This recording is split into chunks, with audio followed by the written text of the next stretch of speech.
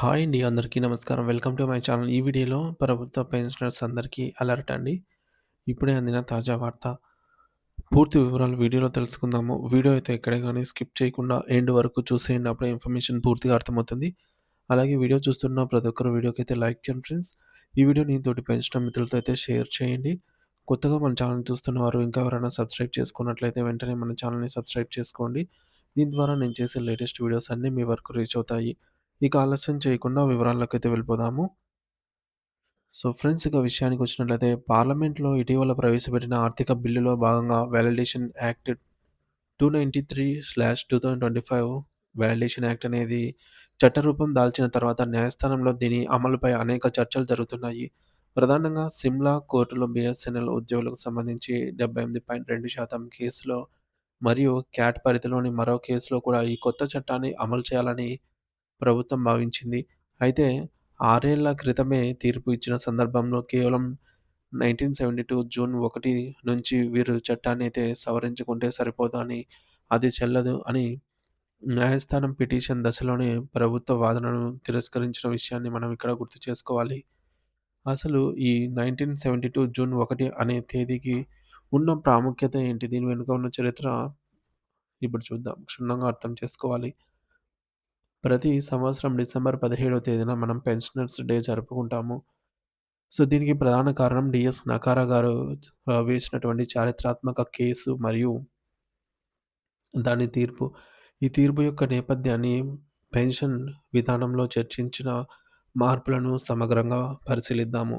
భారతదేశంలో పెన్షన్ చరిత్రను గమనిస్తే 1950లో భారత ప్రభుత్వం ఆహ్, లిబరలైజ్డ్ పెన్షన్ రూల్స్ పేరుతో ఒక చట్టాన్ని తీసుకొచ్చింది.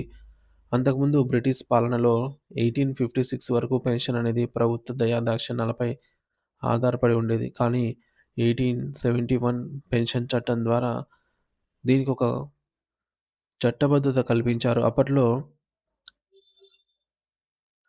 జాగీర్దారులు వసూలు చేసే పన్నులో కొంత కమిషన్ పట్టుకొని పెన్షన్ ఇచ్చే విధానం ఉండేది. ఆ తర్వాత 1920 నుంచి 2003 వరకు ఉద్యోగుల నుంచి ఎలాంటి కాంట్రిబ్యూషన్ అంటే చందా లేకుండానే పెన్షన్ అనేది ఇచ్చే విధానం కొనసాగేది. కానీ 2004 జనవరి 1 నుంచి కాంట్రిబ్యూటరీ పెన్షన్ స్కీమ్ సీపీఎస్ఆర్, ఎన్‌పీఎస్ అనేది అమల్లోకొచ్చింది. ఇప్పుడు అది యూనిఫైడ్ పెన్షన్ స్కీమ్ యూపీఎస్ వైపు మారుతోంది.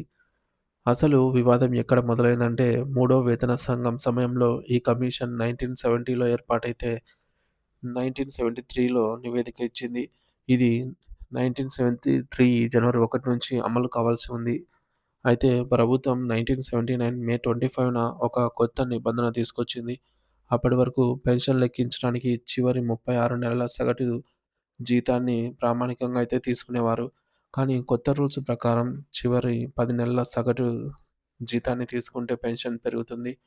అయితే ప్రభుత్వం ఇక్కడే ఒక మెలిక పెట్టింది. ఈ కొత్త లాభం కేవలం 1979 మార్చి 31 తర్వాత రిటైర్ అయిన వారికే వర్తిస్తుందని, అంతకుముందు రిటైర్ అయిన వారికి వర్తించదని తేల్చి చెప్పింది.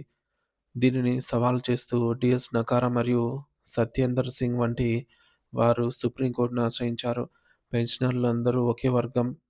పదవి ఆహ్, విరమణ చేసిన తేదీ ఆధారంగా వారిని 2 గ్రూపులుగా విభజించి ఒకరికి లభించే లాభం చేకూర్చి మరొకరికి అన్యాయం చేయడం రాజ్యాంగంలోని ఆర్టికల్ 14 సమానత్వపు హక్కుకు విరుద్ధమని వారు వాదించారు. అప్పటి supreme court chief justice Y V Chandrachud నేతృత్వంలోని 5 సభ్యుల రాజ్యాంగ ధర్మాసనం దీనిపై చారిత్రాత్మక తీర్పిచ్చింది. సుప్రీంకోర్టు స్పష్టంగా ఏం చెప్పిందంటే, పెన్షన్ అనేది యజమాని అంటే ప్రభుత్వం వేసే భిక్ష కాదు. అది ఉద్యోగి యొక్క హక్కు. దీనిని డిఫర్డ్ వేజ్ అంటే వాయిదా వేయబడ్డ వేతనంగా పరిగణించాలి. ఆర్థిక భారం లేదా నిధుల కొరత అనే సాకుతో ప్రభుత్వం తన బాధ్యత నుంచి తప్పించుకోలేదని, అభివృద్ధి పనుల సాకుతో పెన్షనర్లకు అన్యాయం చేయడం కుదరదని కోర్టు అయితే మొట్టికాయలు వేసింది. అందుకే ఇప్పుడు ప్రభుత్వం తీసుకొచ్చిన వాల్యుయేషన్ చట్టం ద్వారా 1972 నాటి పరిస్థితులను మార్చి నకారా గారి కేసు తీర్పు ప్రభావాన్ని తగ్గించే ప్రయత్నం అయితే జరుగుతుంది అనే అనుమానాలు ఉన్నాయి. నాడు కోర్టులో ఓడిపోయిన అంశాలనే ఇప్పుడు చట్ట సవరణ ద్వారా ఆర్థిక భారాల పేరుతో అమలు చేయాలని అయితే చూస్తున్నారు. మరో ప్రమాదకరమైన విషయం ఏంటంటే, భవిష్యత్తులో ఫిక్స్డ్ టర్మ్ ఎంప్లాయ్‌మెంట్ విధానం రాబోతోంది. ఇప్పటికే రైల్వే వంటి శాఖల్లో ఇది మొదలైంది. ఇందులో ఉద్యోగి ఇంక్రిమెంట్లు ఉండవు, పెన్షన్ ఉండదు, ఉద్యోగ భద్రత ఉండదు. కేవలం 3 లేదా 5 ఏళ్ల కాలానికి కాంట్రాక్ట్ విధానం ఉంటుంది. కాంట్రాక్ట్ ఉంటుంది. ఈ విధానం పూర్తి స్థాయిలో అమలైతే భవిష్యత్తు తరాలకు కనీసం ఎన్‌పీఎస్ లేదా యూపీఎస్ గురించి పోరాడే అవకాశం కూడా ఉండదు. దేశం క్లిష్ట పరిస్థితుల్లో ఉందని చెబుతూ పెన్షనర్లను భారంగా చూపే ప్రయత్నం జరుగుతోంది. కానీ పెన్షన్ అనేది సామాజిక భద్రతలో భాగం అనైతే గుర్తించాలి. అందరికీ అడ్వాన్స్‌డ్ హ్యాపీ పెన్షనర్స్ డే శుభాకాంక్షలండి. డిసెంబర్ 17 తేదీన పెన్షనర్స్ డే సందర్భంగా అందరికీ శుభాకాంక్షలు. Thank you for watching this video.